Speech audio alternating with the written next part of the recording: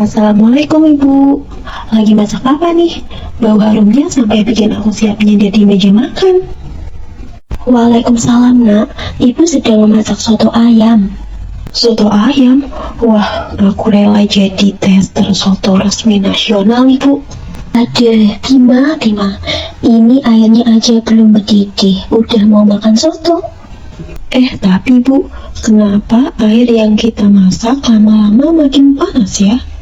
Itu karena api dari tungku kayu membakar panci dan kalor dari api itu berpindah ke air, Nak.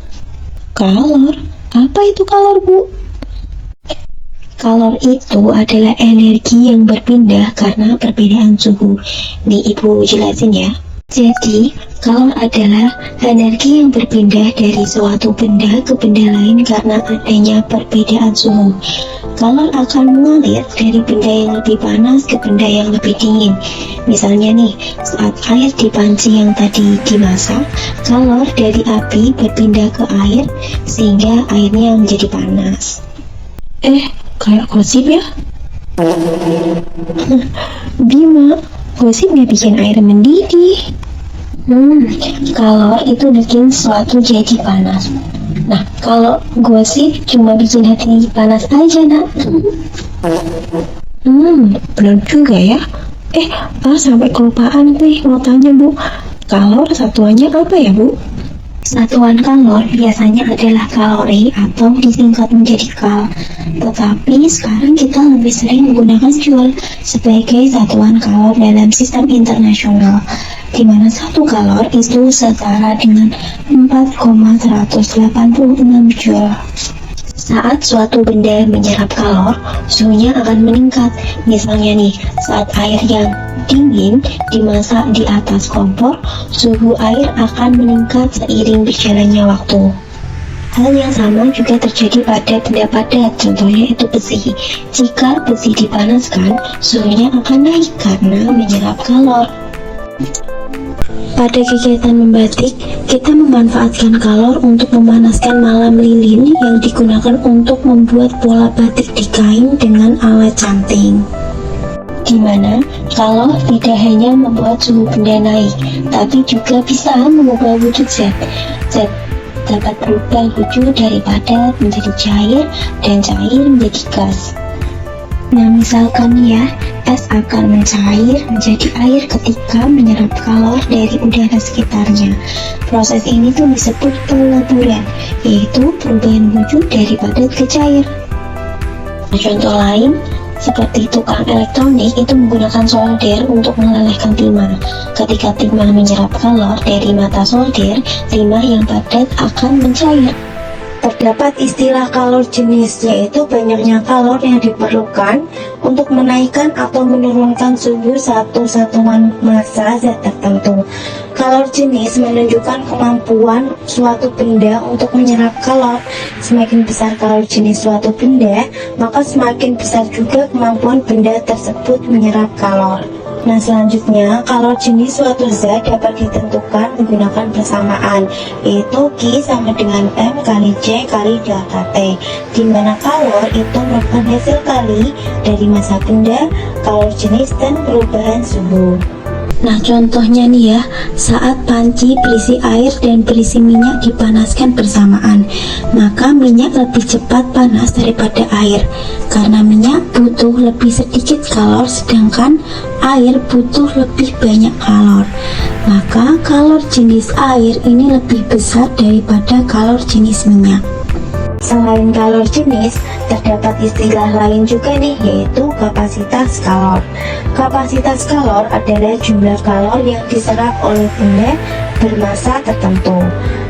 Nah, kapasitas kalor juga dapat ditentukan dengan persamaan, yaitu C besar sama dengan M kali C atau C besar sama dengan Q per delta T, di mana kapasitas kalor itu hasil kali antara massa benda dan kalor jenis, atau kapasitas kalor itu merupakan hasil bagi antara kalor dan perubahan suhu. Nah, selanjutnya ada contoh soal di mana Energi kalor yang diperlukan untuk memanaskan air dari 40 derajat Celcius sampai 90 derajat Celcius dengan massa air 500 gram adalah, nah di sini diketahui nih kalor jenis air sebanyak 4.200 Joule per kilogram derajat Celcius.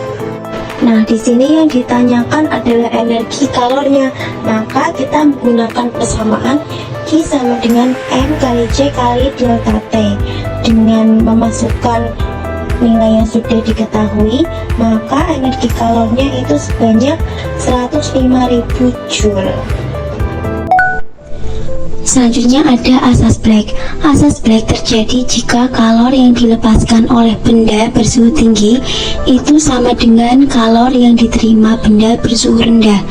Contohnya, ketika kita menuangkan teh panas ke dalam gelas yang berisi es batu, maka teh panas itu jadi lebih dingin dan es batu lama-lama mencair, sehingga menyebabkan adanya keseimbangan termal, yaitu saat seluruh sistem memiliki suhu yang sama.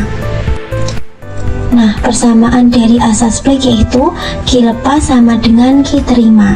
Contohnya, sebongkah logam dengan kalor jenis 400 Joule per kilogram derajat Celcius dan masanya 0,1 kg yang bersuhu 180 derajat Celcius dicelupkan ke dalam air dengan kalor jenis 4200 Joule per kilogram derajat Celcius bersuhu 30 derajat Celcius.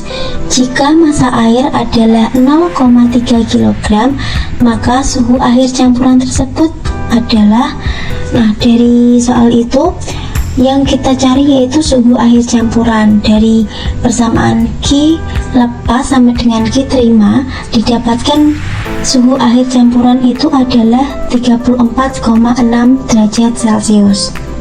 Nah, kalor juga dapat kita jumpai dari sinar matahari yang sangat bermanfaat dalam kehidupan sehari-hari kita. Misalnya nih ya, menggunakan sinar matahari untuk menjemur pakaian. Dengan cara ini, kalor dari matahari membantu mengeringkan baju. Ini adalah nikmat Allah yang patut kita syukuri. Wah Bima, ternyata belajar tentang kalor itu menyenangkan ya. Aku jadi ingin tahu lebih banyak nih. Iya, ayo. Apalagi kita langsung melihat penerapannya dalam kehidupan sehari-hari. Kalian benar, sains selalu ada di sekitar kita, tinggal bagaimana kita memperhatikannya. Aku nggak sabar nih untuk petualangan kita selanjutnya. Aku juga, apa kita akan belajar tentang bagaimana kalor bisa mengubah wujud benda?